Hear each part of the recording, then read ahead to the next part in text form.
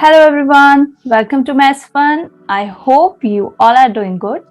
So in this video, we will continue our rest of the question. So here we are going to solve from question number 41 to question number 50. So let's get started.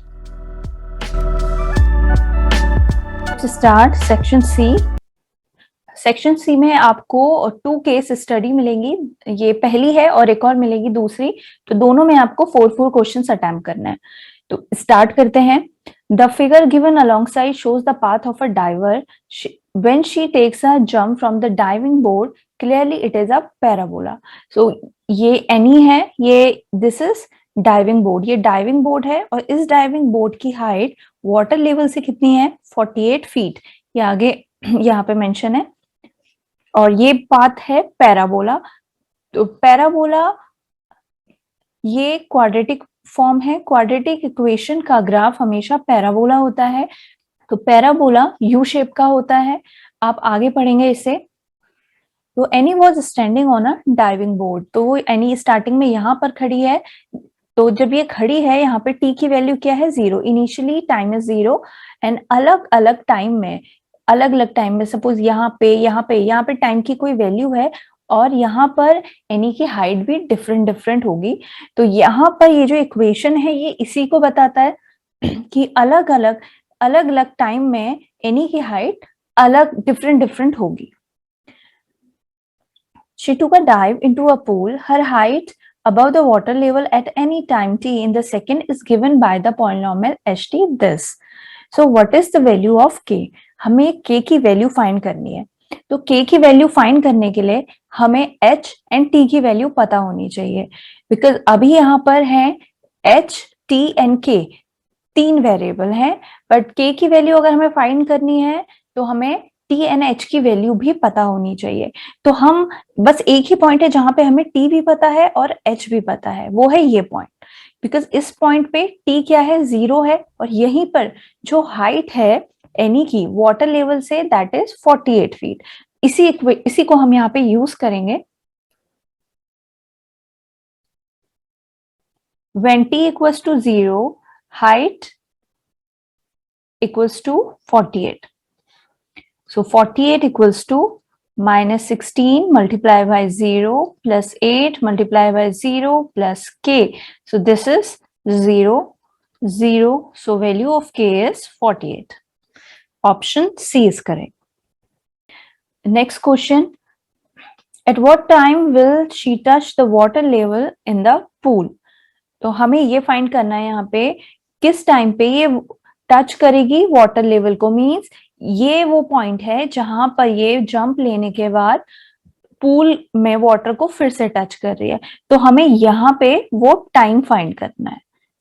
Okay, यहाँ पर मैं arrow से mention कर रही हूँ, ये time हमें find करना है, तो हम कैसे करेंगे। तो फर्स्ट ऑफ ऑल पहले यहाँ पे एक इक्वेशन लिख लेते हैं।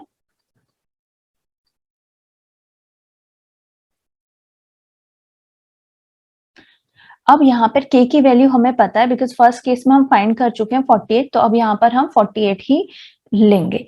तो यहाँ पर देखिए जिस टाइम पे वाटर लेवल को टच कर रही है, तो हाइट क्या है यानी कि वाटर लेवल से h इक्वल्स टू 0, बिकॉज ये तो टच कर रही है, एंड यहाँ पे देखिए वाटर लेवल ये है, राइट। तो इनिशियली वो एनी यहाँ पे थी, तो वाटर लेवल से ये जो डाइविंग बोर्ड है इसकी हाइट थी 48, बट अब ये इसे टच कर रही है, तो यहाँ पर हाइट क्या हो जाएगी, 0। सो उस केस में अब हम यहाँ पे क्या करेंगे, when height is 0 then we have to find the time। तो यहाँ पे हम 0 रखते हैं इक्वल्स टू 0। तो यहाँ पे आपको क्लियरली दिख रहा है क्वाड्रेटिक इक्वेशन है, अब हमें इसे सॉल्व करना है। 8 यहाँ पे मल्टीप्लाई है, ये इक्वल के इस साइड जाएगा, मल्टीप्लाई होगा, डिवाइड होगा 0 से, इट विल बी 0, और ये माइनस साइन है, इस माइनस साइन को भी मैं यहाँ पे कॉमन ले रही हूँ। तो ये माइनस साइन भी राइट हैंड साइड जाएगा and it will B 0।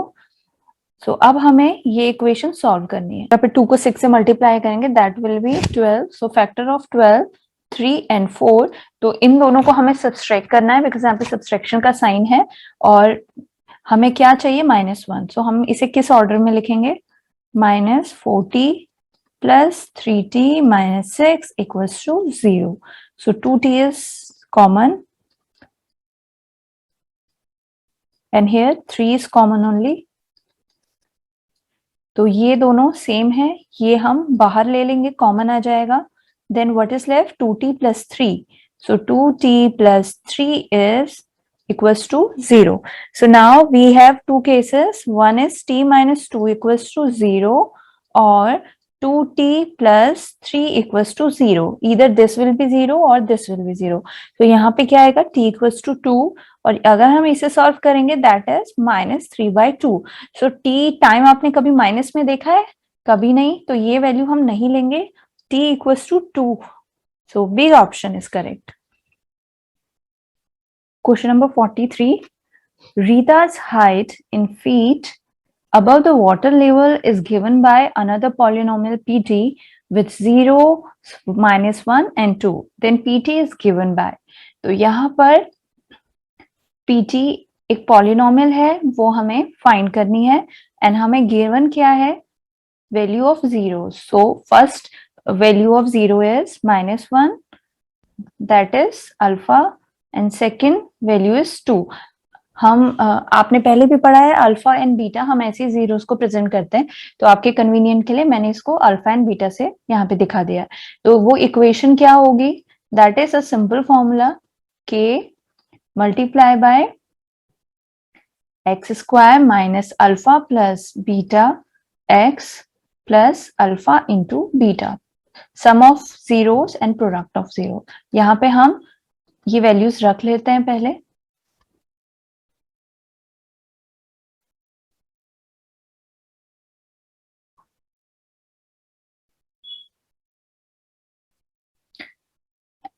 Yes एक चीज यहाँ पे इम्प्रूव करनी है, ये मैंने जस्ट ये जो जिस फॉर्म में ये दिया गया था फॉर्मूला मैंने वही लिखा है, तो यहाँ पे मैंने यहाँ पे x लिख दिया है, बट यहाँ पे जो इक्वेशन पूछी गई है वो pt में है, राइट? तो pt में है तो जो इक्वेशन आएगी वो t में आनी चाहिए, यहाँ पे वेरिएबल x नहीं होना चाहिए, यहाँ पे वेरिएबल t होना चाहिए।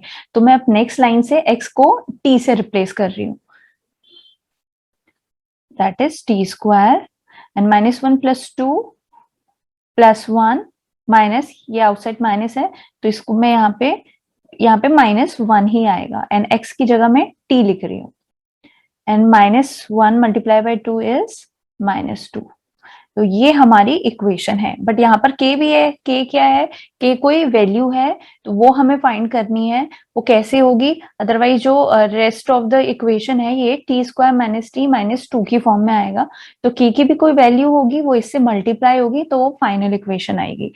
हमारे पास 2 वे हैं इसको सॉल्व करने के, हम क्या करें। तो यहाँ पर ये आपका ऑब्जेक्टिव पेपर है, तो अच्छी चीज ये है कि यहाँ पे आपको 4 ऑप्शंस दिए हैं, आंसर दिए हैं, तो आप यहाँ से इसको चेक कर सकते हैं, आपको बाकी सॉल्व करने की जरूरत नहीं है। अगर ये आपका पूरा रिटर्न में होता, ऑब्जेक्टिव नहीं होता, तो आपको ये पूरा सॉल्व ही करना पड़ता, आपके पास और कोई चॉइस नहीं थी। तो हम ऑप्शन से कैसे इसे चेक करेंगे, पहले देख लेते हैं t² - t - 2 की फॉर्म में कौन सी इक्वेशन है। t² - t, नो ये तो प्लस t है तो इसको हम नहीं देखेंगे, एंड t² + 2t ये भी नहीं देखेंगे, ये भी इससे मैच नहीं कर रहा है। एंड t² - t² ये 24 को अभी मत देखिए, जस्ट t² - t हम यही देख रहे हैं एंड -2। तो कांस्टेंट यहाँ पर पॉजिटिव आ रहा है, मिडिल का साइन ठीक है बट ये नहीं है। एंड ये वाला देखते हैं, ये -t है, -t² + t एंड +48, तो इसे हम ले सकते हैं। क्यों, देखिए यहाँ पे अगर ये साइन सेम नहीं भी है तो आप देखेंगे ये बिल्कुल अपोजिट है, ये t² प्लस में है तो ये t² माइनस में है, यहाँ पे t पॉजिटिव है बट यहाँ पे माइनस है, एंड यहाँ पे पॉजिटिव है, यहाँ पे नेगेटिव है, तो यहाँ पे हर एक टर्म अपोजिट है। इट मीन्स हम इस ऑप्शन को चूज करेंगे, इसमें मिडिल का तो सिंपल है लेकिन और तो बिल्कुल भी नहीं है, तो ये भी हम चूज नहीं करेंगे, बट ये इसमें सारे अपोजिट है। इट मीन्स यहाँ पर जो k की वैल्यू है वो नेगेटिव में होगी, अगर नेगेटिव में होगी तो वो इन सबके साइन चेंज कर देगी, और वो क्या होगी -24। अगर मैं k को ले रही हूं यहाँ पे -24, सो क्या वैल्यू आएगी pt की -24 t स्क्वायर प्लस 24 t, और 24 से 2 मल्टीप्लाई होगा, देन इट विल बी 48। तो देखिए same equation, so D option is correct. तो ये तरीका है आपका, आप ऑप्शन से चेक कर सकते हैं। अदरवाइज आपको क्या करना पड़ेगा, ये पूरी इक्वेशन सॉल्व करनी पड़ेगी। कैसे, यहाँ पे k की वैल्यू हमें फाइंड करनी है, तो हम t क्या लेंगे, इनिशियल वाला ही यूज करेंगे, क्योंकि यही एक पॉइंट है जहां पे हमें t भी पता है एंड हाइट भी पता है। तो यहां से हम k की वैल्यू फाइंड कर सकते हैं। तो t equals to 0, for t equals to 0 h is 48। तो अब अगर इसको मैं सॉल्व करूंगी तो ये क्या आएगा, ये कुछ ऐसा आएगा 48 इक्वल्स टू k t0, तो ये दोनों टर्म 0 है, सो मैं यहाँ पे सिर्फ -2 लिख रही हूँ। So k equals to 48 divided by -2, it will be -24। देखिए दोनों से सेम आंसर आ रहा है। तो आप चाहे ये करिए ये करेंगे तो इससे आपका थोड़ा टाइम सेव होगा। Now next part 44, a polynomial qt with sum of 0 1 and the product is -6 in feet above the water level at any time in second, then qt is, again हमें qt एक polynomial है ये find करना है, and हमें given क्या है, यहाँ पे हमें सम ऑफ जीरोस दिया है। पिछले वाले क्वेश्चन में हमें अलग अलग जीरोस की वैल्यू दी थी, बट यहाँ पे सम ऑफ जीरोस है एंड प्रोडक्ट ऑफ जीरो है, यही डिफरेंस है। तो हमें qt की वैल्यू चाहिए। तो किसी भी पॉलिनोमियल क्वाड्रेटिक इक्वेशन में फाइंड करनी है जिसमें ये वैल्यू गिवन है, हम एक कांस्टेंट से मल्टीप्लाई करेंगे, देन अगेन ये हमारा हमें t में फाइंड करना है, हमें x में फाइंड नहीं करना है। यहाँ पे हमें वेरिएबल t चाहिए, तो हमारी पूरी क्वाड्रेटिक इक्वेशन होगी t की फॉर्म में।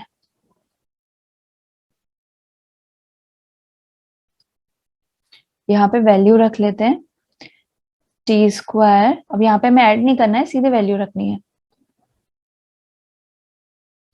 राइट। तो ये इक्वेशन आ गई है। तो again same way, two method, अब इसे मैच कराते हैं अलग अलग ऑप्शन से। टी स्क्वायर माइनस टी नहीं, इसमें भी मिडिल का टर्म माइनस नहीं है, इसमें भी माइनस है और माइनस भी नहीं है।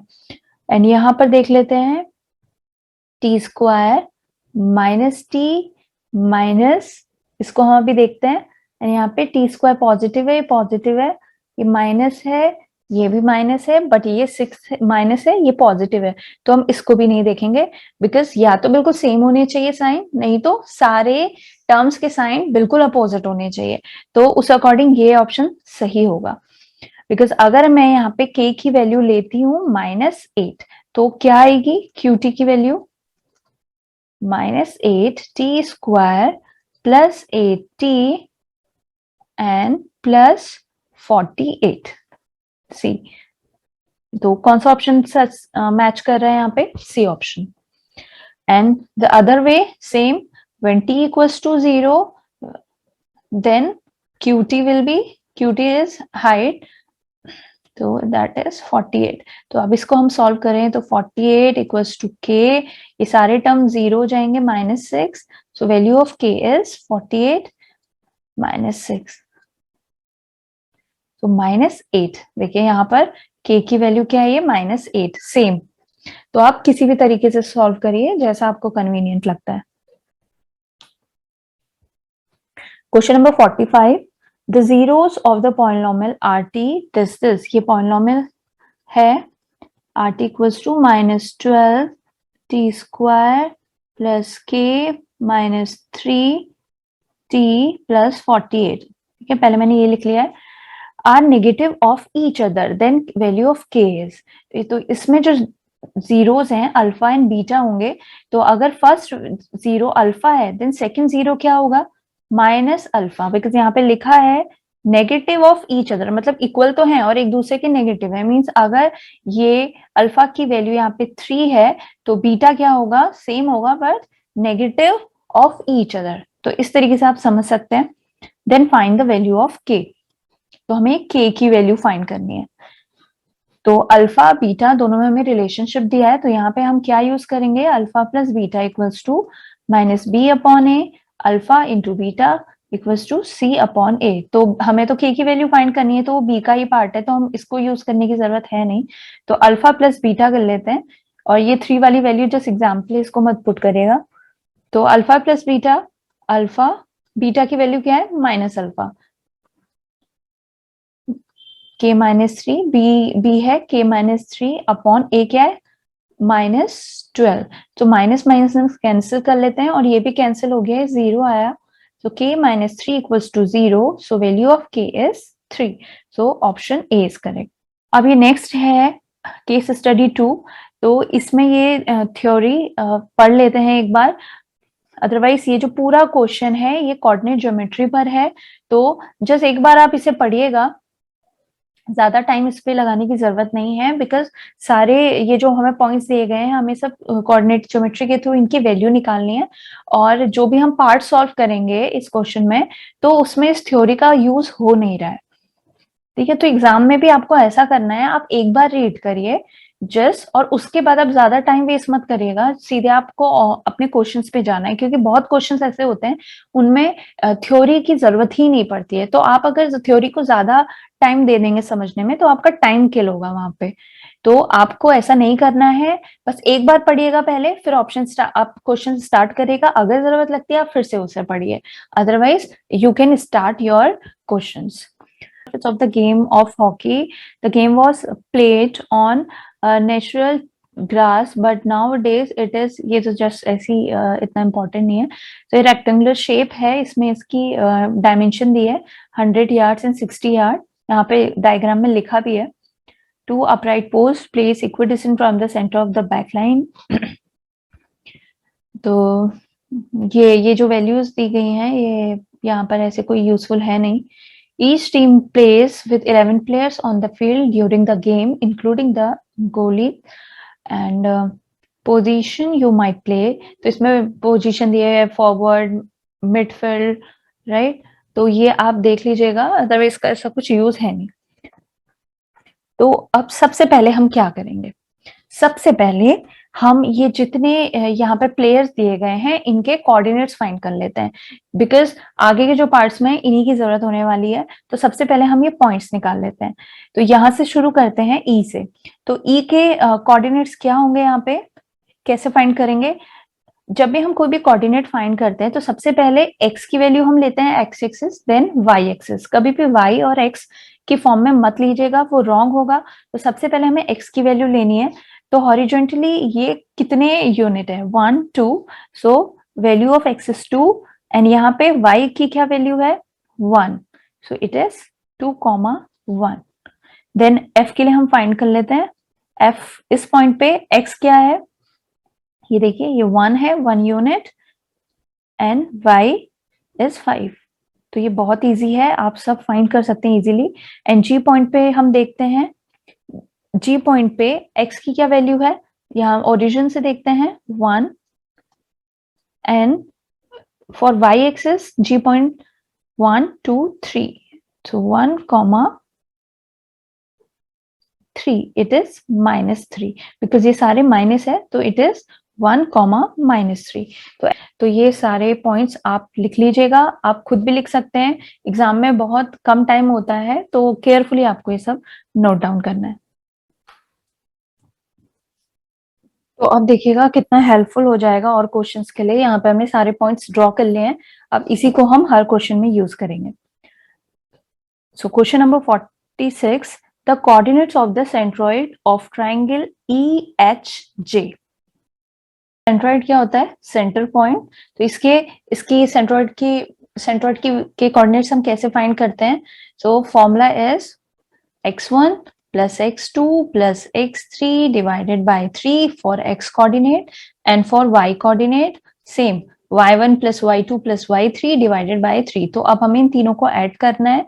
so for the value of x coordinate 2 minus 2 minus 2 divided by 3, and for y coordinates 1 plus 4 minus 2 divided by 3।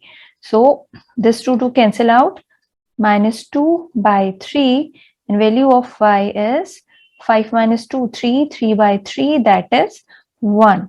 So value of x is minus 2 by 3, and yes, A point is correct.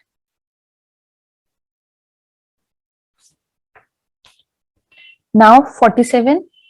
If a player P needs to be at equal distance from A and G, तो ये है A and ये है G point. So if a player P needs to be at equal distance from A and G such that A, P, G are in a straight line, then the position of P will be given by.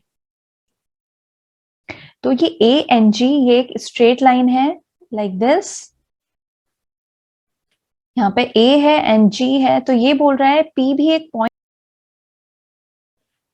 P वो point है जो A से and G दोनों से क्या है, equidistance है, and ये तीनों ही एक स्ट्रेट लाइन पे है, तो हमें P के कोऑर्डिनेट्स फाइंड करने हैं. तो A हमें पता है दैट इज 3,6, G इज 1,-3.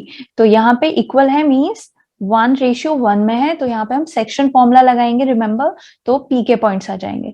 तो P के लिए, P के सपोज x, y है, तो x की वैल्यू क्या आएगी, this multiply by this 3 and this multiply by this, that is 1 divided by m plus, this is m, this is n, so 1 plus 1 is 2, and for y this multiply by this 6 and this multiply by this minus 3, m plus n, that is 2.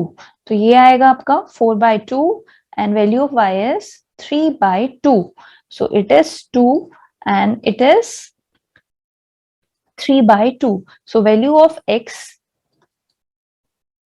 2 and 3/2. So 2 and 3/2. Option C is correct. The point on x-axis equidistant from I and E is. तो ये क्या है, ये हमारा E है and हमारा I ये है. तो ओके ये I है, तो the point on x axis, तो एक्स एक्सिस पे एक पॉइंट है, इस एक्सिस पे एक पॉइंट है इक्विडिस्टेंस फ्रॉम आई एंड ई, तो वो जो पॉइंट है वो ई से भी और आई से दोनों से इक्विडिस्टेंस होगा, मींस कुछ इस तरीके से बनेगा लाइक दिस. ओके, तो ये है हमारा आई एंड ये है ई, राइट, और ये वो पॉइंट है जो हमें फाइंड करना है. सपोज ये पी है और ये एक्स एक्सिस पे लाई कर रहा है, राइट. तो ये इक्विडिस्टेंस है, तो हम यहाँ पे डिस्टेंस फॉर्मूला यूज करेंगे. तो ये जो P है एक्स एक्सिस पे है, तो यहाँ पर एक चीज तो क्लियर है, एक्स एक्सिस पे है तो P के जो कोऑर्डिनेट्स होंगे यहाँ पे x की वैल्यू होगी, बट y क्या होगा यहाँ पे 0. तो ऑप्शन में देख लेते हैं y = 0 एक इस केस में है, इस केस में, तो B और D ऑप्शन को हम कैंसिल कर देते हैं, क्रॉस कर लेते हैं, आंसर इन दोनों में से एक ही होगा. और भी ज्यादा अगर हम इसको सॉल्व ना करें, हम ऑप्शन से ही पता कर सकते हैं कि क्या होगा. ये एक्स एक्सिस पे है तो ये एक्स एक्सिस पे आएगा, तो अब यहाँ पे क्या है, ये दोनों वैल्यू सेम है बट पॉजिटिव है नेगेटिव है. यहाँ पर आप देख सकते हैं वो कौन सा पॉइंट होगा जो इन दोनों से इक्विडिस्टेंस होगा. तो जो भी पॉइंट होगा वो पॉजिटिव लाइन में ही होगा, अगर वो नेगेटिव लाइन में चला गया तो इसके क्लोज हो जाएगा और इससे दूर. तो ऑप्शन तो ये वाला फर्स्ट वन ही करेक्ट होगा, बिकॉज ये पॉजिटिव है, तो नेगेटिव तो हम ले नहीं सकते हैं. फिर भी हम इसको एक बार सॉल्व कर लेते हैं डिस्टेंस फॉर्मूले से. तो पहले मैं आईपी की वैल्यू फाइंड कर रही हूँ.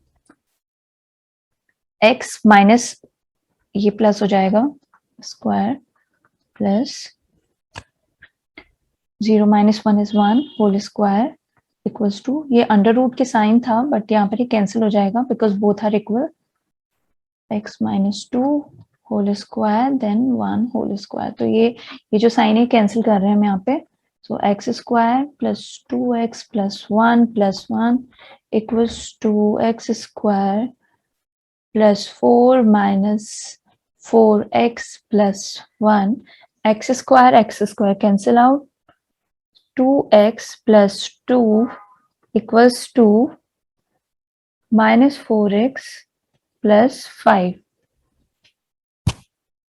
Then 6x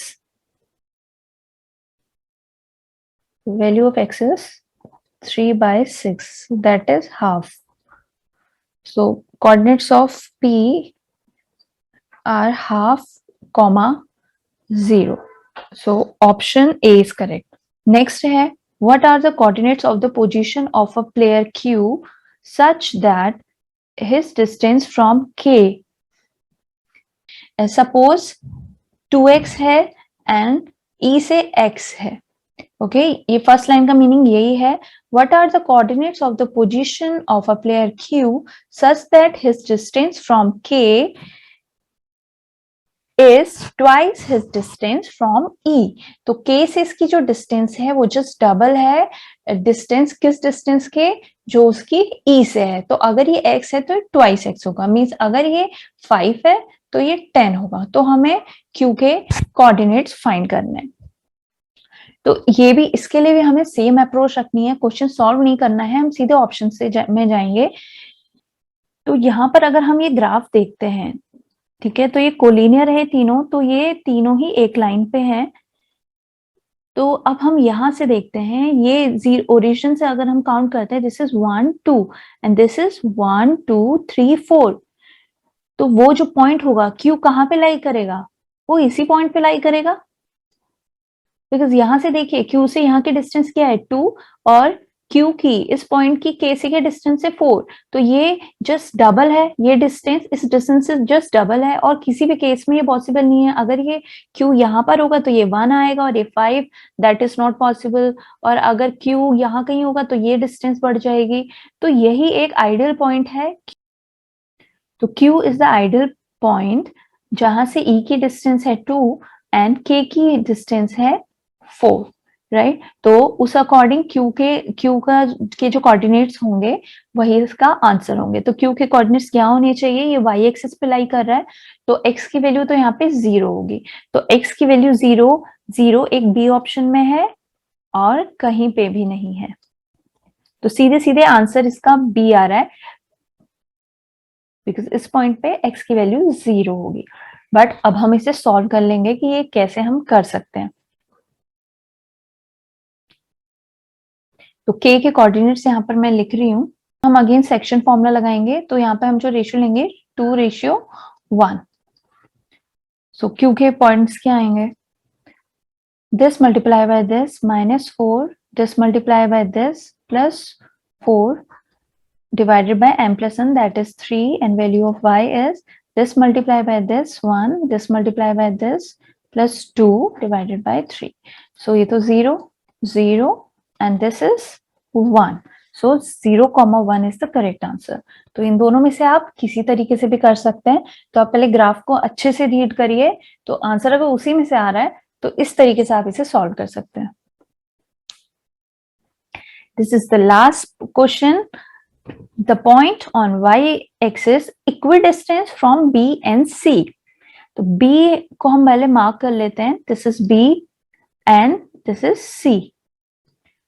The point on y-axis equidistant from B and C. तो वो जो पॉइंट होगा वो y-axis पे होगा और B और C से इक्विडिस्टेंस होना चाहिए. तो सबसे पहले वो पॉइंट है हमारा y-axis पे. तो y-axis पे x की वैल्यू क्या होगी, 0 होगी और y की कुछ वैल्यू होगी, वो हमें फाइंड करनी है. तो इस फॉर्म में कौन सा ऑप्शन है, एक B है और एक D है. तो ये और ये तो कैंसिल ही है, ये दोनों गलत है, बिकॉज एक्स वाई एक्सिस पे एक्स की वैल्यू 0 होनी चाहिए, नहीं है. तो आंसर इन दोनों में से एक होगा. तो y की वैल्यू या तो -1 होगी या +1 होगी. तो हम अगर यहाँ पे देखें y की वैल्यू अगर हम +1 लेते हैं तो ये इससे और इससे इक्विडिस्टेंस है, लग रहा है, राइट. और अगर मैं इसको -1 ले लेती हूँ तो ये नीचे चला जाएगा. तो अगर आप -1 से ड्रॉ करेंगे B एंड -1 से ड्रॉ करेंगे C, तो क्या ये इक्विडिस्टेंस लग रहा है, नो. तो हमारा कौन सा ऑप्शन करेक्ट होगा, ये +1 वाला ही हमारा करेक्ट ऑप्शन होगा. तो ये तरीका है करने का. अदरवाइज आप इसे फिर से पूरा ड्रॉ करिए. B है और ये है C. तो B क्या होगा 4,3 एंड C इज 4, यहाँ के हमें x, y कोऑर्डिनेट्स फाइंड करने हैं. ये इक्विडिस्टेंस है. तो डिस्टेंस फॉर्मूला लगाएंगे, x - 4 whole square plus y minus 3 whole square equals to x minus 4 whole square and y plus 1 whole square. तो ये मैं सॉल्व नहीं कर रही हूँ, पूरा सेम सेम है तो कैंसिल हो जाएगा। Then y square 9 then y square plus 1 plus 2y, ये दोनों भी कैंसिल होंगे, राइट। तो ये यहाँ आ जाएगा 8 equals to 8y, so value of y is 8/8 that is 1। So इस पॉइंट पे x की वैल्यू क्या होनी है, 0, y इस फॉर्म में आएगा, तो 0 y is 1, so option D is correct।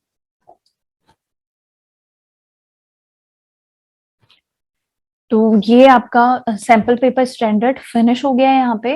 इसी तरीके से आपको अब अपने बोर्ड एग्जाम्स में करना है। देखिए सारे ही क्वेश्चंस एनसीईआरटी से आए हैं, आप एनसीईआरटी को आपको बिल्कुल बहुत अच्छे से पढ़ना है, बिकॉज ये जस्ट बेसिक है, ऐसा कुछ भी नहीं है कि कोई और बुक में दिया है एनसीईआरटी में नहीं है, आपको इसी तरीके से करना है। मल्टीपल चॉइस क्वेश्चंस का फायदा यही है, उसमें आपको ऑप्शंस दिए हैं, तो बहुत सारे क्वेश्चंस ऐसे होंगे कि आपको उन्हें पूरा सॉल्व नहीं करने की जरूरत पड़े, तो आप अपना टाइम सेव करने के लिए जो ऑप्शन दिए गए हैं वहीं से उन आंसर्स को वेरीफाई करिए, तो उससे बहुत इजी तरीके से आप आंसर फाइंड कर सकते हैं। तो यही अप्रोच आपकी रहेगी, तो आपके कंपटीशन में भी आपको इसका पूरा फायदा मिलेगा। फॉर टुडे, आई होप आज का सेशन आपको समझ में आया होगा। अगर कोई डाउट हो तो आप कमेंट सेक्शन में डाल सकते हैं। तो इस टाइम पे आपके एग्जाम्स आने वाले हैं, आपको ज्यादा पैनिक नहीं करना है, तो बस जितना आपने पढ़ा है उसे अच्छे से रिवाइज करिए and you will get full marks. Good luck.